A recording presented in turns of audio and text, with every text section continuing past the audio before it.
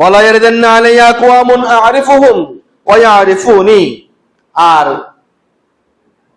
আমার নিকট দিয়ে, আমার অতি নিকটে এমন কিছু সম্প্রদায় আসবে যে সম্প্রদায়কে দেখে আমি খুবই আবেগ আপ্লুত হব।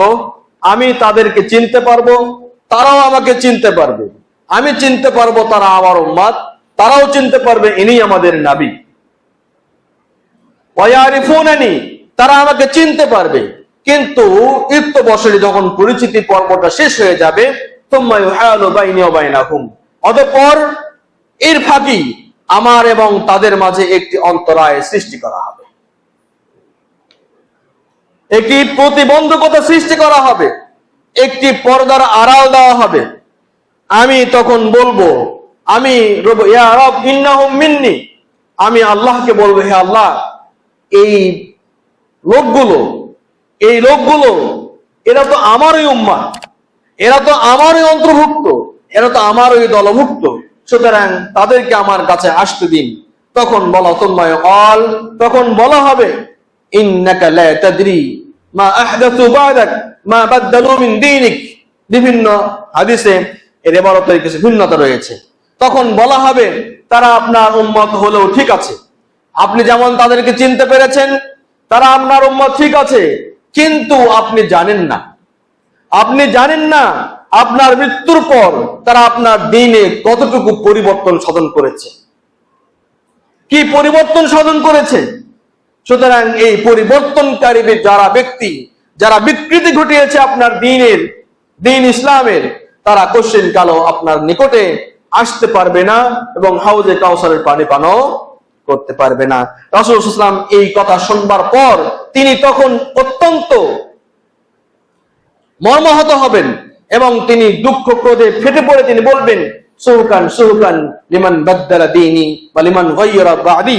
আমার পরে যারা আমার দ্বীনকে পরিবর্তন করেছে, আমার পরে যারা আমার দ্বীনকে বিকৃতি ঘটিয়েছে, আমি যেভাবে রেখে এসেছিলাম ঠিক তার ব্যত্যয় ঘটিয়েছে, পার্থক্য নির্ণয় করেছে, অথবা ভিন্নতা করেছে, একটু ব্যতিক্রম করেছে, এই সমস্ত লোকেরা আমার কাছ থেকে দূরীভূত হও, দূরে সরে চলে যাও।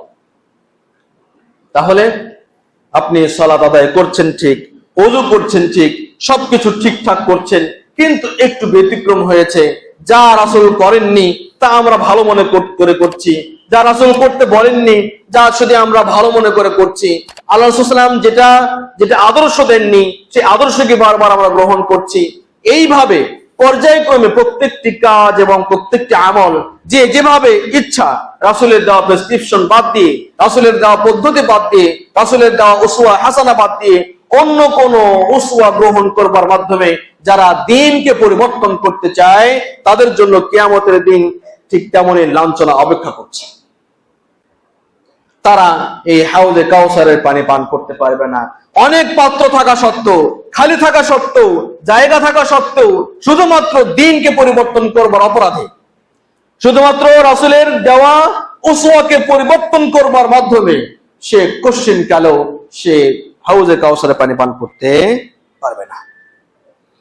রাসূল সাল্লাল্লাহু আলাইহি ওয়াসাল্লাম অন্য একটি হাদিসে বলছেন, ওয়াল্লাযী নাফসি বিয়াদিহি, ওই সত্তার কসম যার হাতে আমার প্রাণটা রয়েছে, তার শপথ, লা'আদুদান্না রিজালাম মিন হাউদি, আমার হাউজের কাছ থেকে আমি অনেক লোককে, অনেক মানুষকে আমি দূরে ঠেলে দেব, আমি দূরে সরে ফেলে দেব, দূরে ঠেলে ফেলে দেব। কেমন? কামা তুদাদুল গরিবাতু মিনাল ইবলি আনিল হাউজ, যেমনটি একটি উটের পাল রয়েছে, সে উটের মালিক উটের পালের মধ্যে তার নিজের কোনো উট না থাকার কারণে, অপরিচিত উট থাকবার কারণে উটের মালিক যেমন তার ওই কূপ থেকে তার ওই উটগুলোকে হাঁকিয়ে দেয় শুধু নিজের না হবার কারণে, ঠিক অনুরূপ ভাবে আমিও হাউজে কাউসারের নিকটে আমার উম্মতের মধ্যে অনেক সংমিশ্রণ হয়তো ঘটে যাবে, কিন্তু আমিও তাদেরকে চিনে অথবা আমার উম্মতের মধ্যে, আমার দ্বীনের মধ্যে পরিবর্তন করবার জন্য কারণে আমি তাদেরকে আমার হাউস থেকে দূরে ফেলে দেব। আফসোস। অতএব আমাদের ভাবনায় নিয়ে আসতে হবে, আমরা কোন ইবাদত করছি, কিভাবে করছি এবং কখন করছি, কিভাবে রাসূলের দেওয়া পদ্ধতি কিনা সেই পুরোপুরি পুঙ্খানুপুঙ্খ ভাবে হিসাব নিকাশ করবার পর রাসূলের দেওয়া মেয়ার অনুপাতে, মানদণ্ড অনুপাতে ঠিক আছে কিনা এটি জানবার মাধ্যমেই ইবাদত করলে শুধুমাত্র সেই ইবাদত আল্লাহর কাছে গৃহীত হবে। এবং এই ইবাদতের মাধ্যমেই মূলত কিয়ামতের মাঠ পর্যন্ত যে প্রতিক্রিয়া হবে, আপনি সঠিক থাকলে রাসূলের দেওয়া প্রেসক্রিপশন অনুপাতে করলে সেখানেও হাউজে কাউসার পানি পান করার সৌভাগ্য অর্জন করা সম্ভব, নচেত সেখানেও বঞ্চিত হওয়ার সমূহ সংখ্যা রয়েছে। আল্লাহ রাব্বুল আলামিন আমাদেরকে এহেন পরিস্থিতি থেকে মুক্ত থাকবার তৌফিক দান করুন, আমিন। এবং সকলে ইবাদতকে একমাত্র তার জন্যই নিবেদিত করবার জন্য তৌফিক দান করুন, আমিন ইয়া রাব্বাল আলামিন।